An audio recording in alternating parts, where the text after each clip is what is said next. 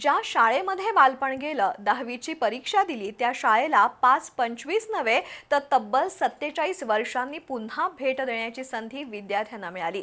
60च्या पुढील वयात असलेल्या माजी विद्यार्थ्यांच्या मनात बालपणीच्या रम्य स्मृती पुन्हा जाग्या झाल्या। मुरगुडच्या जय शिवराय एज्युकेशन सोसायटीच्या माजी विद्यार्थ्यांनी भरवलेला स्नेह मेळावा आठवणींच्या खजिन्याचा दरवाजा उघडणारा ठरला।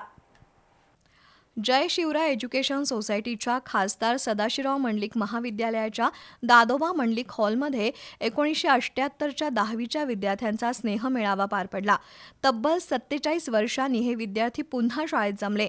मेळाव्याला तत्कालीन शिक्षकांची उपस्थिती लाभली। छत्रपती शिवाजी महाराज, माजी खासदार सदाशिवराव मंडलिक, माजी मुख्याध्यापक NK पठाडे यांच्या प्रतिमेचं पूजन करून कार्यक्रमाला सुरुवात झाली। निधन झालेल्या गुरुजन आणि माजी विद्यार्थ्यांना श्रद्धांजली वाहण्यात आली।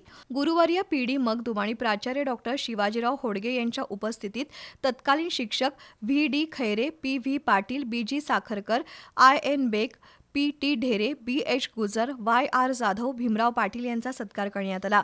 तसंच गुणवंत माजी विद्यार्थ्यांना सन्मानित करण्यात आलं।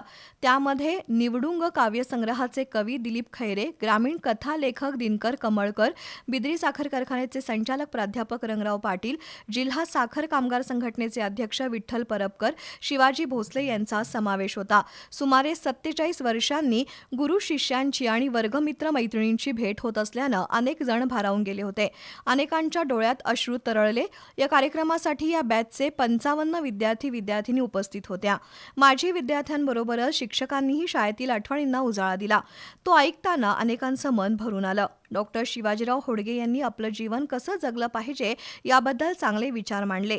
तर आज आम्ही 80-85 वर्षाचे असतानाही शिष्य आम्हाला विसरलेले नाहीत, हा आमच्या आयुष्यातील सुवर्ण दिन असल्याचं PD मगदूम यांनी सांगितलं। कार्यक्रम यशस्वी होण्यासाठी विष्णू खाडे, उद्योजक जयवंत भारमल, वंदना कामत, सुनीता गंगापुरे, विशाल शिंदे, दिलीप शिंदे, विठ्ठल कोतमिरे, रंगराव पाटील, शंकर पाटील यांनी परिश्रम घेतले। यावेळी विष्णू खाडे, दिनकर कमळकर, आनंदा जाधव यांच्यासह शिक्षक उपस्थित होते।